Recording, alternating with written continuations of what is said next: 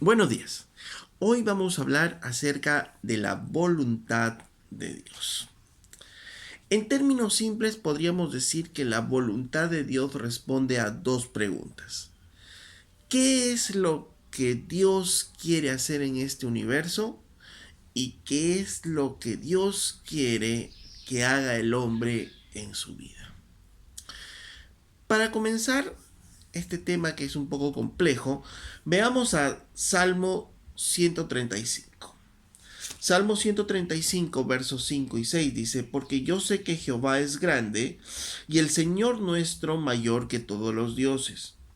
Todo lo que Jehová quiere lo hace en los cielos y en la tierra y en los mares y en todos los abismos. Comenzamos con este salmo que nos dice que Dios es grande y todo lo que Dios quiere hacer lo va a hacer en los cielos, en la tierra, en los mares, en los abismos y en todo lugar de este universo. Dios va a hacer todo lo que Él quiere hacer.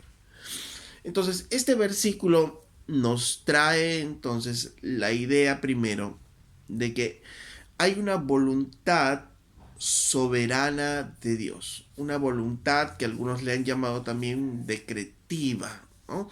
Que Dios decreta algo y eso se va a hacer, eso se va a cumplir. Es la forma como Dios va a actuar en este universo, soberanamente y que depende exclusivamente de Dios, que gira alrededor de un plan eterno que Dios ha trazado, un plan eterno que Dios mismo ha concebido. Muchas veces son secretos, estos el hombre no lo conoce y no los conocemos hasta que se dan, ¿no? Dentro de esto, por ejemplo, desde lo más simple, los fenómenos naturales, ¿no?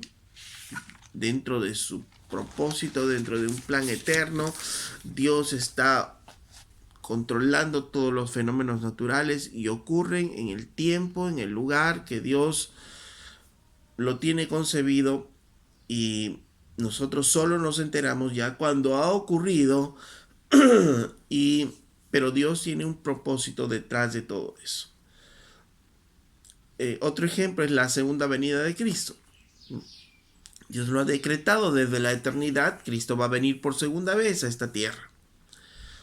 Y eso va a pasar de todas maneras. Y de repente, aunque nosotros conocemos algunas cosas de cómo va a acontecer esto, pero Él va a venir sin ninguna señal, básicamente. Él va a venir sin que el hombre pueda estar diciendo ya va a venir y de pronto va a ser visto el Señor y Dios va a cumplir su voluntad. Depende exclusivamente de Dios. La formación del carácter de Cristo en un creyente, por ejemplo, ¿no? Dios lo ha determinado así, dice que Él nos ha escogido ¿para qué? Para formar el carácter de su Hijo Jesucristo en nosotros. ¿Qué es las cosas que Dios va a hacer para formar ese carácter en nosotros? Eso no lo sabemos. Pero Dios está obrando diferentes situaciones, cosas para formar este carácter en nosotros. Y que una vez que ocurre nosotros, bueno, meditando, podemos pensar y decir, sí, Señor, gracias, esto me está ayudando a esto, pero antes no conocemos eso. Entonces, hablamos de una voluntad soberana de Dios, ¿no? Porque esta voluntad soberana tiene que ver con todo lo que ocurre en el universo. Sin embargo, también hay lo que se llama una voluntad moral. Esto nos habla de las cosas que son buenas o las cosas que son malas para Dios. Y esto está contenido en su palabra. La voluntad moral de Dios, todo lo que el hombre de Dios quiere que haga, está contenido entonces en su palabra. Esta voluntad moral se refiere a cómo Dios quiere que nosotros nos comportemos, cómo Dios quiere que nosotros vivamos, cómo quiere Dios que nosotros nos desarrollemos y todo eso está en su palabra. Ahora, Dios en su voluntad soberana, porque Él hace lo que Él quiere hacer en este universo, Él en esa voluntad soberana le entrega al hombre el libre albedrío para poder obedecer o rechazar esta voluntad moral, pero no nos da el derecho a desobedecerla, ¿no es cierto? Entonces, el hombre tiene la capacidad de poder decir sí o decir no a lo que está, a la voluntad de Dios escrita en su palabra, pero no nos da derecho, y eso significa que va a haber consecuencias cuando nosotros rechazamos o aceptamos su voluntad a través de la palabra de Dios. Entonces, esto nos lleva a un tercer punto, o a un tercer tipo, digamos, de voluntad, lo que se ha llamado la voluntad permisiva de Dios, ¿no? Entonces, Dios determina y escoge en su voluntad permitir algunas cosas en este universo, aunque Él no sea el autor o el origen de esto directamente. Entonces, repito, ¿no? En cuanto a la voluntad permisiva, ¿no? Dios ha escogido permitir algunas cosas en este universo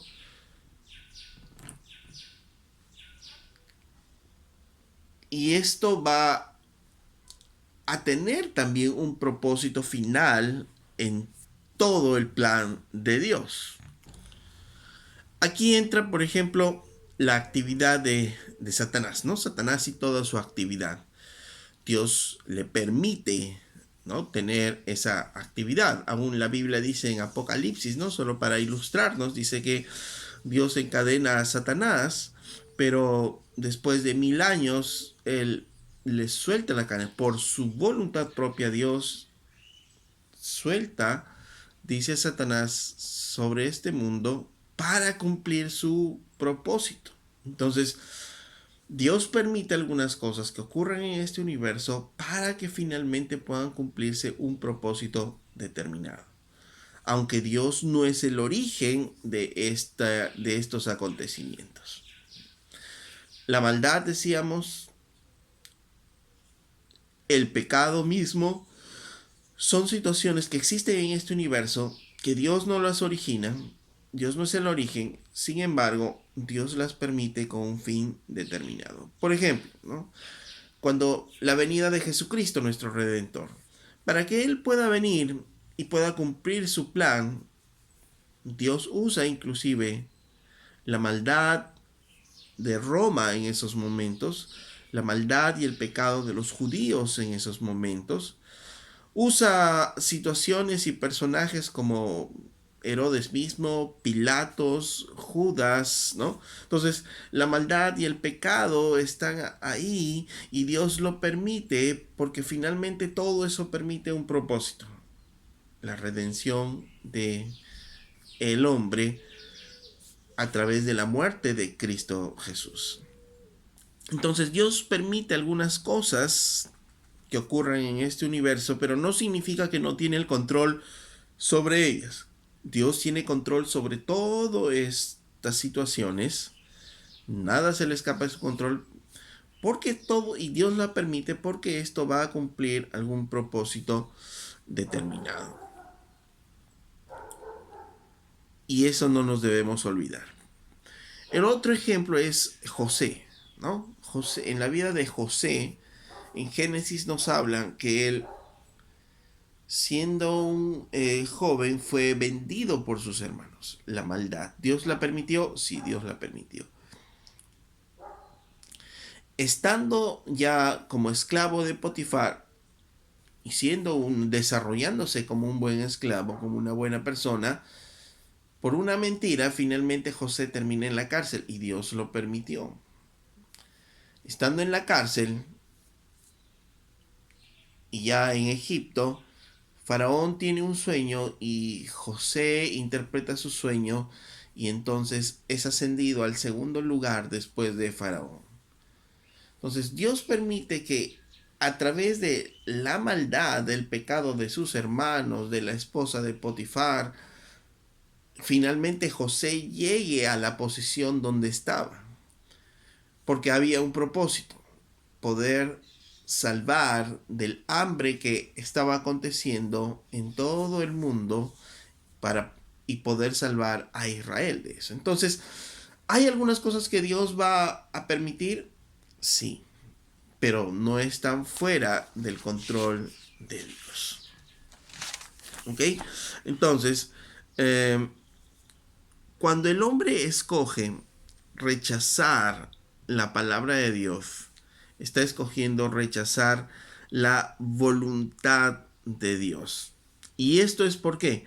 Porque también Dios lo permitió, ¿no? Dios lo permitió, pero no les da el derecho a hacerlo. Por eso podemos encontrar versículos como en Josué, por ejemplo, ¿no? Cuando en Josué 24:15 Josué les habla al pueblo y les dice: y si mal os parece servir a Jehová, escogeos hoy a quien sirváis. Si a los dioses a quienes sirvieron vuestros padres cuando estuvieron en el otro lado del río, o a los dioses de los amorreos en cuya tierra habitáis, pero yo y mi casa serviremos a Jehová. Josué les dice a ellos: escojan ustedes si van a servir a Dios o van a servir a los otros dioses, pero yo escojo servir a Dios. Y realmente esa es la manera como es que el hombre finalmente escoge, ¿no? Escoge servir a Dios o escoge rechazar a Dios. Y esto Dios lo permite, ¿no? Dentro de su voluntad permisiva. Pero volvemos a decir, Dios siempre teniendo el control de todas estas situaciones, porque nada está fuera de su control. Y esto nos lleva finalmente a conocer la voluntad perfecta de Dios. Esto es cuando el hombre, impulsado por Dios mismo, decide obedecer a Dios dentro de un plan que ya Dios decretó a su alrededor. Entonces, Dios decreta un plan, este se va a desarrollar y en medio de ese plan está una situación en la que Dios le permite al hombre o escoger o no escoger.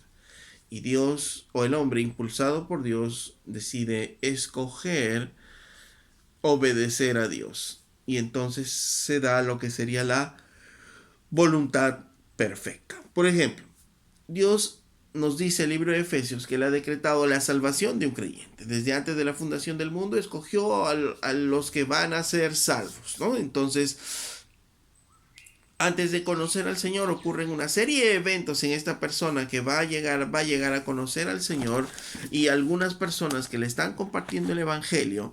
Entonces, ya, Dios ha determinado algo, este va a ser salvo. Pero hay un punto en el cual el hombre tiene que o hacerlo o no hacerlo. Está escuchando el mensaje del Evangelio y va a aceptarlo o va a rechazarlo. El hombre, impulsado por Dios mismo, por el Espíritu de Dios, decide el hombre aceptar el Evangelio. Y entonces aquí es todo lo que se da la voluntad de Dios perfecta, ¿no? Porque se juntan lo que Dios ha decretado juntamente con su voluntad moral, ¿no?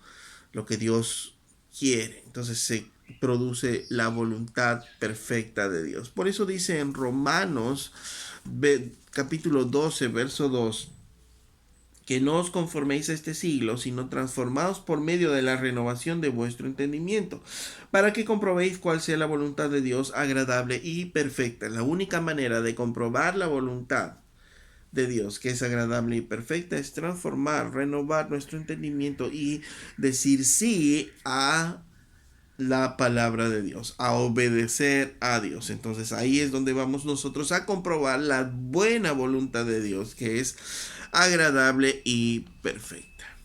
Ok, probablemente tú me dirás, pero es que todas las diferentes voluntades se entrecruzan y de repente no hay, como no hay un límite, no las puedo entender totalmente. Y está bien, no hay problema. Porque decía al inicio, ¿no? Esto es un tema tan complejo el tratar de conocer la voluntad de Dios es tan compleja que el hombre lo que ha hecho para poder entender ha tratado de sistematizar estas diferentes voluntades para poder entender un poco cómo es que Dios puede desarrollarse a través de lo que nos dice las escrituras. Sin embargo, obviamente nuestros pensamientos no son como los pensamientos de Dios y no vamos a llegar a entender a plenitud todo esto. ¿Ok? Pero entonces, ¿para qué nos sirve todo esto? Nos sirve para poder finalmente entender que lo que Dios nos ha revelado claramente, que es su voluntad moral, su palabra, nosotros tenemos que obedecerla. Hay otras cosas dentro de la voluntad de Dios que está fuera de nuestro alcance. Pero lo que sí tenemos nosotros es su voluntad expresada en su palabra. Y ahí sí, es así, nosotros tenemos que obedecer. No podemos nosotros estarnos enredando en decir cosas como que yo no entiendo la voluntad de Dios, no sé qué es lo que Dios quiere para mí, porque toda la voluntad de Dios está expresada en su palabra. Todo lo que necesitamos hacer en nuestras vidas está en su palabra y nosotros necesitamos obedecer su voluntad. En el libro de Efesios capítulo 2 verso 10, la Biblia dice que somos hechura suya, creadas en Cristo Jesús, obras creadas en Cristo Jesús. ¿Para qué? Para buenas obras, las cuales Dios preparó de antemano para que anduviésemos en ellas. Entonces dice la Biblia que nosotros como creyentes fuimos creados en Cristo Jesús. ¿Para qué? Para hacer buenas obras. Y estas buenas obras Dios las ha preparado de antemano para que nosotros caminásemos en ellas. Entonces, Dios ya preparó de antemano determinadas obras para nuestras vidas. Su voluntad. No la conocemos exactamente qué obras estarán dando, pero ¿cuándo las vamos a conocer? Cuando se empiecen a dar. ¿Y qué nos queda a nosotros? Obedecerlas, hacerlas para poder caminar en la voluntad perfecta de Dios. Entonces, hoy de repente se aparece a mí una obra buena para poder yo hacer. El amar a mi esposa, el amar a mi hija, el poder ayudar a alguien, el poder estimular a alguien a las buenas obras, el poder ayudar económicamente a otra persona. O sea, van a aparecer diferentes cosas que de repente ni yo pensaba que podría aparecer el día de hoy. Pero ¿qué me toca hacer? En función a lo que la palabra de Dios me dice, obrar. Obrar. Si hay alguna situación en la que tengo que demostrar el amor a mi esposa, la Biblia me dice que tengo que amar a mi esposa. Si tengo que demostrar una función en la cual tengo que ayudar a mi hija, pues la Biblia me enseña a amar a mis hijos, a poder ayudarles, disciplinarles, ¿no? En el Señor y eso me va a dar una luz para saber qué hacer en esos momentos, en esa situación. Entonces, Dios ha preparado obras de antemano para que nosotros caminásemos en ellas. Y solo necesitamos decirle al Señor sí y conocer su voluntad revelada en su palabra para poder nosotros caminar en su voluntad perfecta. Dios determinando de antemano cosas que vamos a hacer y nosotros diciéndole sí, obedeciéndole a través de su palabra y entonces vamos a caminar en su voluntad perfecta y vamos a conocer lo agradable y lo buena que es la voluntad de Dios. De otra manera, no vamos a conocer lo agradable y bueno que es su voluntad. Caminando en su voluntad perfecta, podremos disfrutar y reconocer lo bueno y lo agradable que es caminar en la voluntad de Dios. Cuando vayamos a nuestras oraciones, pidámosle al Señor que el Señor nos ayude y nos enseñe a caminar en estas obras que Él ya preparó de antemano, que podamos abrir nuestros ojos para poder hacerlas. Y es nuestra responsabilidad seguir leyendo la palabra, entendiendo la palabra, disfrutando de su palabra para conocer su voluntad y obrar cuando el Señor nos ponga esas situaciones en nuestras vidas. Hasta la próxima.